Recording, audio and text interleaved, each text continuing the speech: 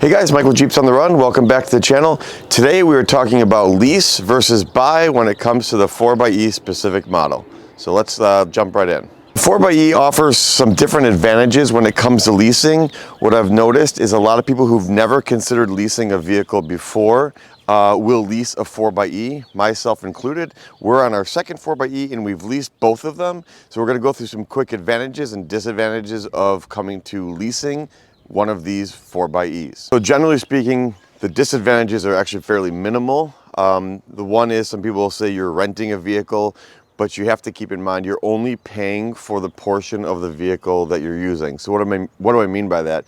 Is your payment is based on how many miles you're basically purchasing. So if you purchased a 45,000 mile lease, your payment is based off of that duration that you're going to own the Jeep. So generally speaking, your payment is much less than if you were to purchase it outright, that being an advantage. But the disadvantage is when you're done after your term of your lease is you give the vehicle back and you have nothing to show for it.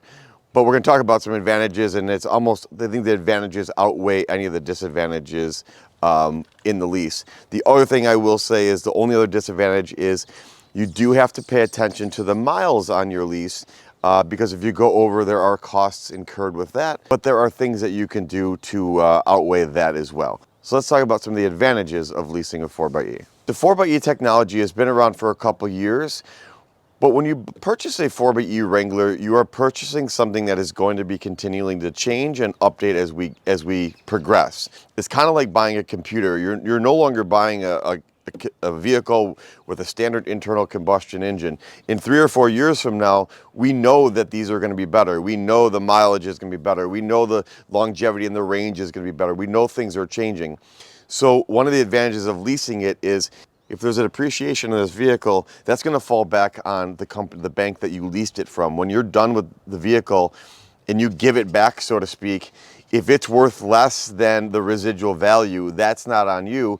You wipe your hands of it and you're out. Versus if you bought it and you made all those payments and you wanted to turn it in after 3 years or trade it in after 3 years, you might be upside down.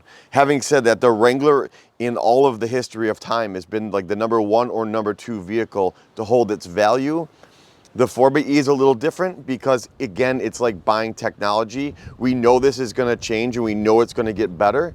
So that residual value may be different on the hybrid Jeep compared to an internal combustion Jeep. Keep that in mind when you're coming to lease. The other major advantage is the tax savings. So again, at the time of filming this video, there's a $7,500 tax incentive. When you go to purchase this vehicle or lease this vehicle, I should say, you're going to get $7,500 cash down, if you will, like you wrote a check for $7,500.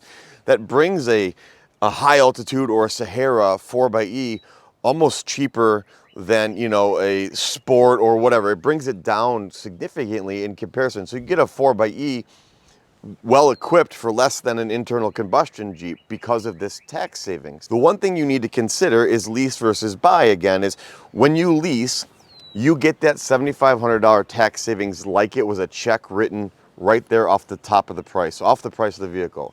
When you purchase, the way you get your tax savings is when you file your taxes at the end of the year.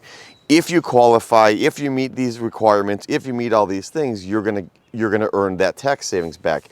Again, that's gonna fall on a lot of different variables on your personal finances to determine if you're gonna get that $7,500 back.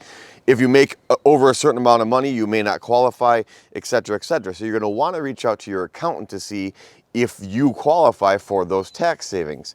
Again, if you lease, it doesn't matter. You get them right then and there. Let's say you don't qualify for the tax savings, but you know you wanna keep the Jeep and you know you wanna buy it, I would suggest leasing it, and then at any point throughout your lease, you can then buy out the vehicle. So you're going to get your $7,500 tax savings right up front. And then when you buy out the vehicle, you've already earned that savings. So that is a loophole if you want to purchase it and get that $7,500 tax savings. But again, I would work through your accountant on what makes sense there. But the tax savings is huge. So when you lease this vehicle, you want to work with the dealership and make sure you're leasing to the right lease company that you're going to get that $7,500 tax savings. The other thing is, depending on how you lease, each bank that you lease from has different criteria. So if you want to get out of a lease or turn a lease in, or at the end of the lease, there's different things that banks require, or different hoops that they'll put you through. So make sure you're leasing through a bank. Look through all the terms that aren't going to put you through a whole bunch of hoops. What I mean by this is our last 4xe, we were over miles on it before the lease was up. We were about 6 months early. What we ended up doing is we actually ended up trading that vehicle into the dealership. So we didn't technically turn our lease in. We traded it in and then went to this new 4xe in 2024. Now, fortunately, we didn't have any early termination. We didn't have any penalties. Again, because our contract with our lease company didn't corner us with a bunch of requirements. So make sure you work with your finance department. I would highly recommend reach out to Ray Chrysler Dodge Jeep Ram. There are companies they won't even lease you through because they know it's a disservice to you as a customer if you want to get out of a lease, or if you're in a situation like I was and you want to end your lease early. So reach out to our friends at Ray Chrysler Dodge Jeep Ram. Again, we had never leased a vehicle before in our life. Until these last 2 Wranglers, and for us it makes sense for the reasons of the tax savings, as well as I am fully on board with the 4xe, and I think it's a great platform, but I'm also fully aware that this is going to change in 3 or 4 years from now. It's going to be significantly better, and this is like buying technology or software, so to speak, more than it is a vehicle like it used to be. So the obsolescence is going to be here faster. That is what it is.